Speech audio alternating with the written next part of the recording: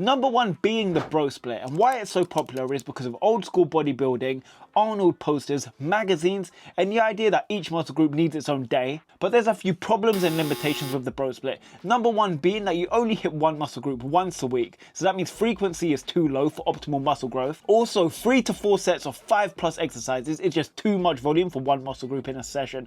That's junk volume, and a lot of this volume becomes redundant. So fatigue for that particular muscle on that specific day is skyrocketed. But throughout the rest of the week, it's very understimulated. The muscle doesn't get any more attention. So regarding the science, your muscles normally recover within 48 to 72 hours, so you're leaving a massive amount of gains on the table, hitting each muscle group once a week. So a better approach to doing the bro split is the upper-lower split, which I personally have never done before, or my current favourite, the push-pull leg split. I absolutely love it. You hit each muscle group twice a week with quality sets, and this split keeps your fatigue way more manageable, and it allows you to spread the volume across the week, which is far better effective stimulus for muscle growth. My personal experience with the bro split wasn't necessarily a bad one. It did waste a lot of my time. I spent the longest amount of time in the gym doing the bro split, roughly a minimum of 1 hour and 45 minutes. I done a minimum of 6 chest exercises per session, 3 sets each. You could imagine how the volume and the time adds up. You think the bro split is bad? Trust me, wait to the end. I'm saving the most controversial for last.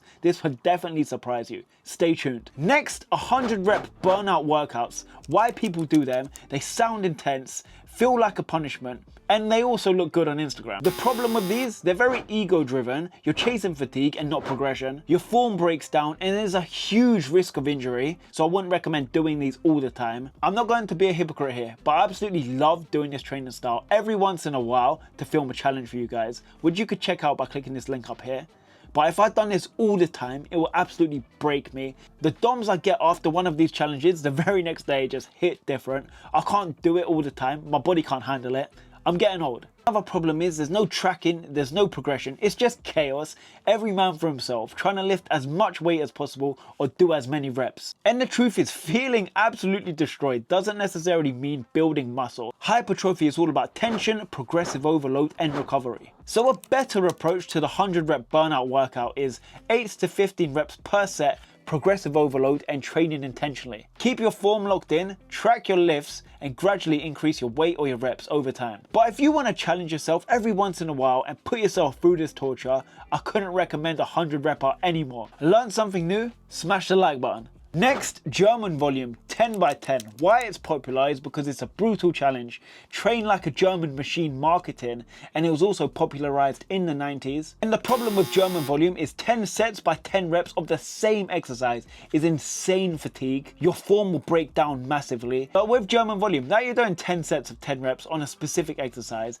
that you're overdoing the exercise, this could really risk an injury and also really burn out your central nervous system. German volume could also be very boring because you're doing the same exercise over and over again, and very overwhelming, especially if it's in your regular program. It's not necessary for 99% of lifters to grow. I once did a German volume leg day, and I'm not gonna lie, that was the only exercise I'd done for that day, but I really didn't enjoy it. After the 3rd or 4th set, I got really bored because it was just repetition after repetition after repetition. Maybe you might be able to do this every once in a while if you have a weakness, but I wouldn't recommend doing this all the time. A better approach to German volume is 3 challenging sets per exercise. You'll recover faster, you'll train harder across the week, and you still get enough stimulus for growth without wrecking your nervous system or your joints.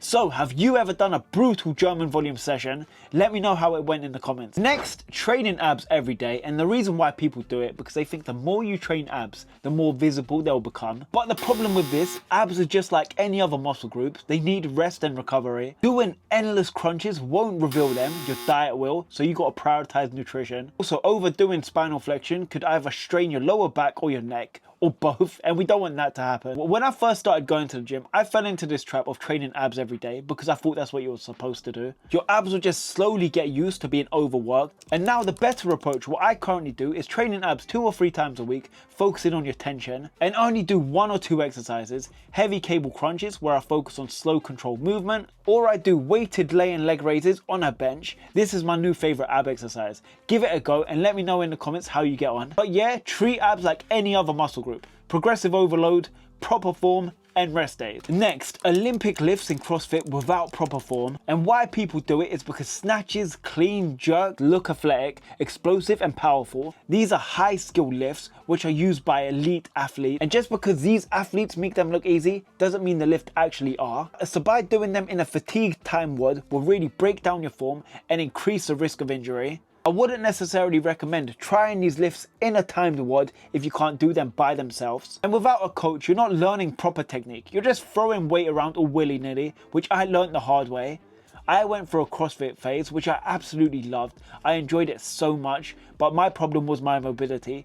I was doing this in a commercial gym by myself, so I didn't necessarily know how to do these lifts properly. I would definitely love to give the CrossFit world another go because I absolutely love what it stands for with functionality, mobility, and the community. So the better approach to doing these lifts is mastering the squat, bench, and deadlift first. And if you want to do these Olympic style lifts, get a qualified Olympic coach. Next is the most controversial of all, and this is going to ruffle some feathers, but it's 5x5. So why people love it is iconic for strength, super simple, and a great workout for beginners. And there's problems with the 5x5 left. It's low reps and moderate volume, which is great for strength, but not great for maximizing that muscle growth. There's no isolation work because all you're doing is compound lifts like squats, bent over row, bench press, deadlift, overhead press, so you might get an imbalanced physique. And finally, the reason why I won't do it anymore is because I got injured all the time doing the 5x5. So 5x5 is a 3-day split which is separated in week 1 and week 2, and every single day you squat, which was very taxing on my lower back, so I always got injured. Squatting 3 times a week, 5 rep max is very taxing and I wouldn't recommend it to anybody. Your rest periods are massive. You need a minimum of 3 to 5 minutes rest to get the most out of your lifts. I felt like I was resting more in the gym than I was actually performing, and I didn't necessarily like that. A better approach to doing this is maybe combining these compound lifts with some isolation work.